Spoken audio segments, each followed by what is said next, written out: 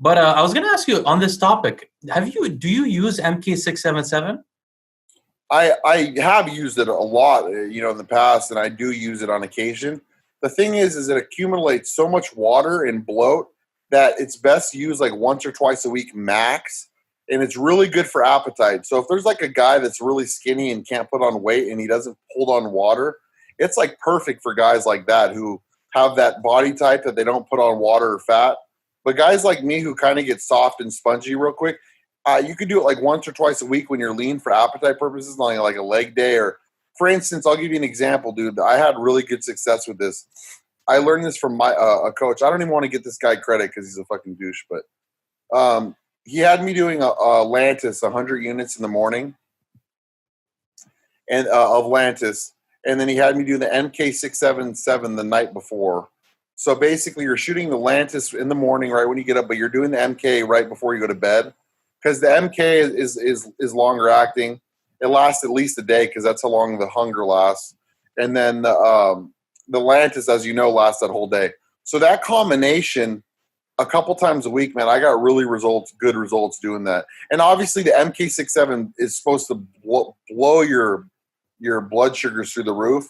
So the Lantus is actually good because it keeps your blood glucose down. So someone was asking me about MK-677. So today, before I spoke to you, I filmed a video about it. One of the interesting things that not many people know about MK-677 and GRP6 and 2 is that, they're actually ghrelin mimickers. They work on the ghrelin receptor, which is ghrelin is the hunger hormone that Dave always talks about. So apparently, like when you get hungry, the ghrelin actually agonizes the receptor, the same one that MK-677 affects, and that same receptor causes growth hormone release. Yeah. So, have you ever heard of CJC-1295? Yeah, but I don't know much about it. Yeah. So they say to combine the CJC with the MK-677 because they say it pulsates the GH and gives it a better release, and it gives it a longer release. So it says that it amplifies the growth hormone. So he had me do the MK-677 with the CJC before bed. And then he had me doing that like twice a week. And then he would have me do the Lantus that morning of. And then, dude, I was at my biggest and fullest ever. That day, like in the middle of the day, like, or at night when I would train, the pumps were crazy. But hey, if you want MK-677, real MK-677, let me know, dude. I'll ship you one for free because we have so many, dude, and it's expensive too. It's like I'll just send it to you because we have so many leftover bottles from 3cc Research when I closed down. Oh, you did close down. I'm telling you, dude, anyone will tell you if they use MK-677, they probably have used a variety of them. There's no better quality than the MK-677 that I got because we got it manufactured here. And yeah, dude, everyone has tried like all different sources, and they're always emailing me like, "Hey, bro," but yeah, dude, we have so much like left over. If you wanted to try it or experiment on it yourself, like you would put on. I'm not kidding you. You'd put on like 15 pounds in like a week on it, and it would be some sub-Q. It'd be bloat, but dude, you'd be fucking cleaning out your pantry at the house. You would not stop eating. And it's funny because you said it's a ghrelin, it's ghrelin, right? Yeah. But the ghrelin only works for like 2 weeks, and then it goes. Exactly. If you keep, that's what I'm saying, dude. If you take it twice a week, take it consistently. If you take it twice a week on those 2 high days where you're eating a lot of carbohydrates, because dude, if you eat a lot of carbs every day, you're going to get fat. That's dumb. But if you use it on those 2 days a week, you're going to get hungry those 2 days because there's those other 5 days of the week you're not using it, and you're refreshing your receptors on that. But if you use it every day after about a week or two, you don't even get the hunger effects. You're just bloated. You're fucking watery and all that shit. So if you ever want to experiment with it, let me know. 2 things I want to say just to the audience. Number one, I've talked to Boston a lot privately over the years. Nobody knows more about sources or compounds than he does. Like, I trust him very much.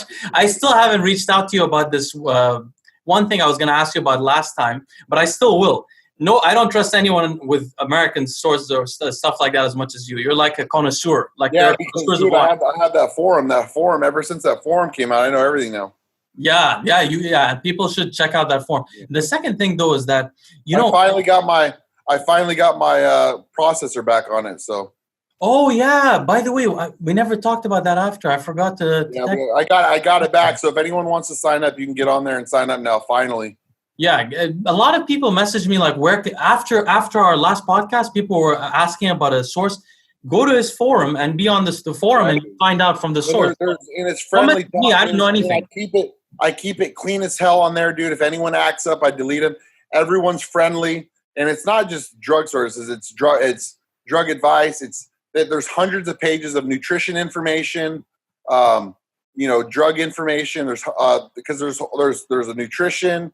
There's a drug talk. There's a miscellaneous. So all those tabs have pages and pages of information, dude, where I go back and forth with people talking about stuff. So for how cheap it is, man, it's a no-brainer.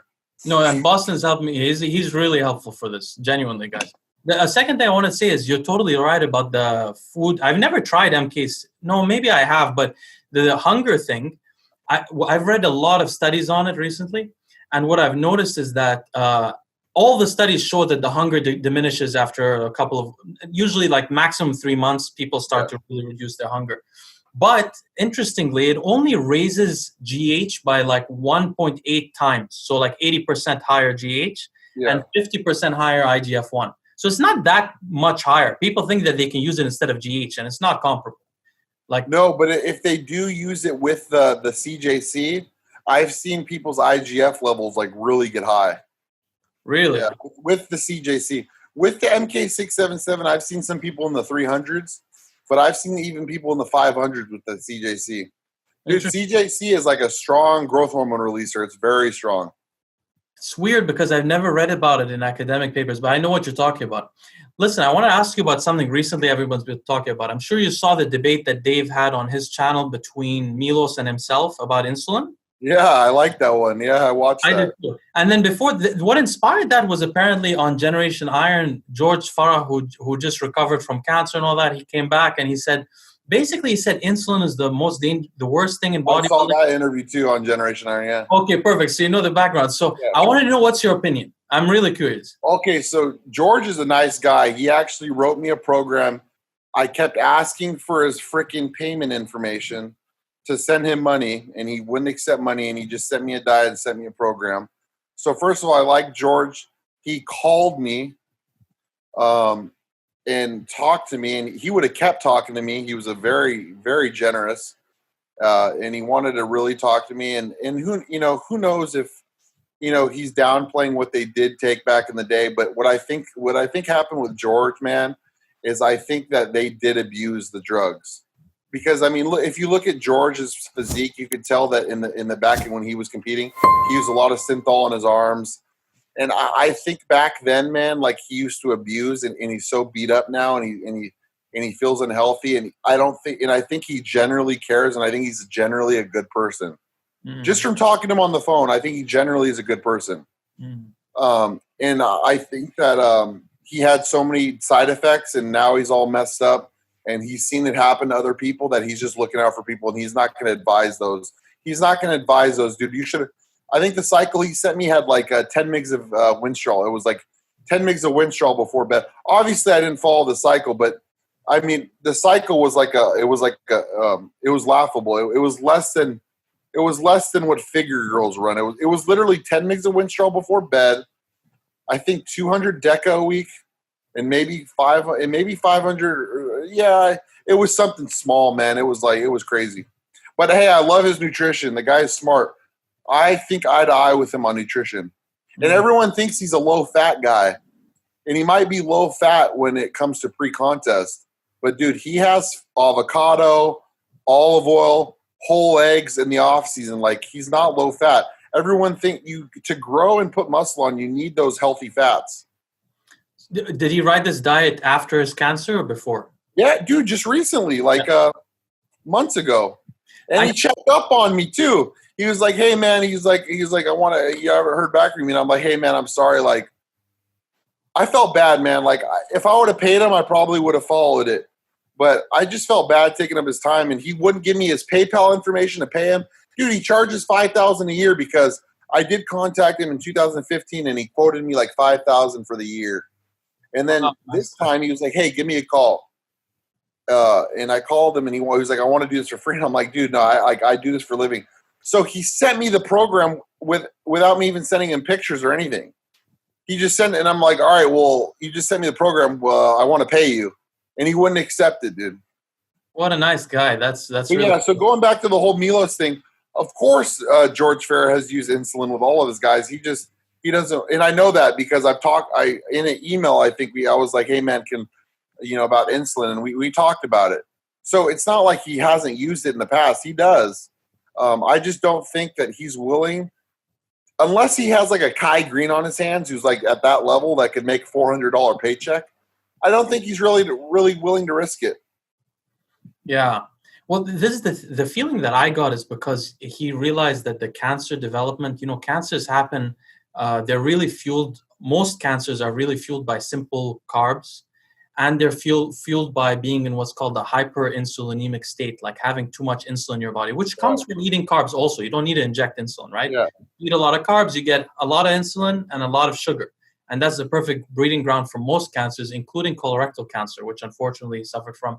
And we're also happy that he recovered from. And this is the first time I talked to somebody who actually knew George Farah, and it's great to hear he's a gentleman. But the point is, I think he realized that it's just inherently unhealthy, and having too much insulin levels in general are somewhat unhealthy. But what did you think about Milos and Dave debating over the long-term use? Because you've done everything. Well, dude, I'll be honest, I've abused insulin like a bitch, like a motherfucker. And all it did was blow my gut out and Palumboism the fuck out of me. So coming from my experience, it's overrated for sure. For sure, it's overrated. I look better when I didn't take any insulin, and I still take insulin, dude. I still just recently, a couple weeks ago, I was blasting that shit, and I still will. I'll still blast it, right? Because it's anabolic, right? It's supposed to be anabolic, dude. And I think that this is the truth. I don't think anyone knows if insulin is actually the right way to run it. Obviously, it works, right? But I don't think there's anyone that knows the right formula, that this is the only right way, right?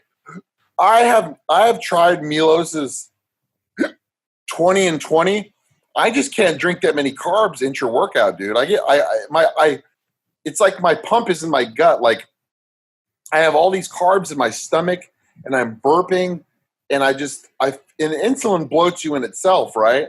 So I've actually followed the same exact protocol. The only thing I didn't do was I didn't fucking use all the citrulline and arginine. And dude, I could show you that. I'll actually send you his pre-intro and post, because you're a natural supplement freak. I know you like that shit. He has all of his guys do all these natural supplements around the workout with the carbs and with the insulin. So I did the insulin protocol with the carbs and with the amino acids, like the essential aminos and branch chains. Yeah. He likes to mix essentials with the branch chains, with the glutamine, with the creatine, and then a bunch of other fucking shit. I didn't do the bunch of other shit, but I did the creatine, the glutamine, all that stuff. I was just so bloated, and it sounds like everyone that on Dave's comment list had the same response as me. They were like, dude, I couldn't handle that many carbs. I mean, imagine having 200 carbs in your workout. No, I've actually tried it, but without all the other stuff. I just tried it, and it was very unpleasant, to say the least. My workout sucked. Yeah. I don't know how he does it. I don't like training for 2 hours. You know what I mean? Yeah, maybe he's doing marathon training with lightweight, giant sets, running around the gym. Yeah, it's a lot. But we do know that insulin definitely raises IGF-1. But it would be good for a marathon runner, right? Yeah, he's right. Dave was right when he said that. But we do know that if you raise insulin, specifically if you raise IGF-1 after the workout, there is academic evidence of this. The IGF-1 goes to the damaged muscle. By the way, if you raise IGF-1 when you're not working out, it'll stay around your organs. This is in academic literature for sure. They've checked it out. That's probably why my fucking stomach's so big. Because you're raising it all the time, right? And you're eating. So the blood is all there and it stays there. But if you do it after the workout, that's what's important. So I don't know why Milos is doing it right before and stuff. I don't know. I mean, I agree, man. The best insulin, and I still have my clients. I put on 50 pounds on some guys in a couple months, dude. And they didn't get fat with a lot of insulin. But I use a combination, and I'm just saying this, dude, it's whatever. My experienced guys, Lantus morning in post. I have them do Lantus morning and before they sleep with their with growth hormone, right? And then I have them do growth hormone with their pre-workout meal, and then I have them do Humulin R with their pre-workout meal. So basically, I don't like doing the Humalog pre because then it's too hard to time, and so I have them do that, and then I have them.